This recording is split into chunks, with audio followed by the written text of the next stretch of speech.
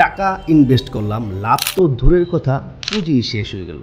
এই কথা শোনালেন আমাদের রাহাত ভাই। রাহাত ভাই নতুন একটি ড্রপশিপিং বিজনেস শুরু করেন।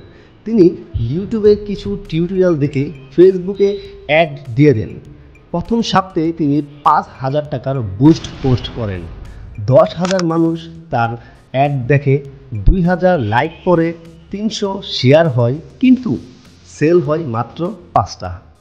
তখন তিনি ভাবেন হয়তো তার বাজেট কম, তাই পরের সপ্তাহে তিনি 15,000 টাকা খরচ করেন, কিন্তু ফলাফল একই। তখন তিনি বুঝতে পারেন যে কোথাও একটা ভুল হচ্ছে। একদিন তিনি আমাকে ফোন দিলেন, ফোন দিয়ে বললেন, ভাই 20,000 টাকা খরচ করলাম, লাভ তো দূরের কথা, আমার পুঁজি শেষ হয়ে গেল।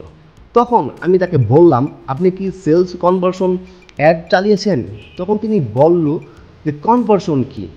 তার মানে রাহাত ভাই তখন বুঝতে পারলো তিনি অ্যাড দেওয়া শিখেছে, কিন্তু সঠিক স্ট্র্যাটেজি জানে না।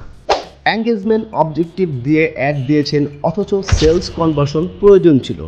প্রোডাক্টের ট্রাস্ট সিগন্যাল রিভিউ প্রমাণ ছিল না, যার কারণে কাস্টমার বিশ্বাস করতে পারেনি।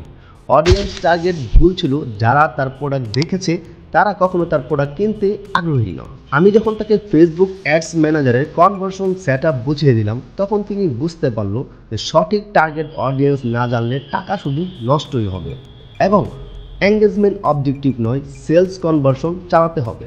তার সাথে ফানেলের মাধ্যমে বিক্রি বাড়াতে হবে। তিনি যখন আমার কাছ থেকে অডিয়েন্স রিচার্জ সেলস ফানেল বুঝতে পারল, তখন তার অ্যাডের পারফরমেন্স বদলে গেল।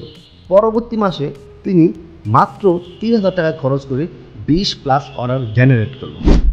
আপনিও কি টাকা খরচ করে সেল পাচ্ছেন না? তাহলে নিচে কমেন্ট করুন হেল্প, আমি আপনাকে হেল্প করব ইনশাআল্লাহ।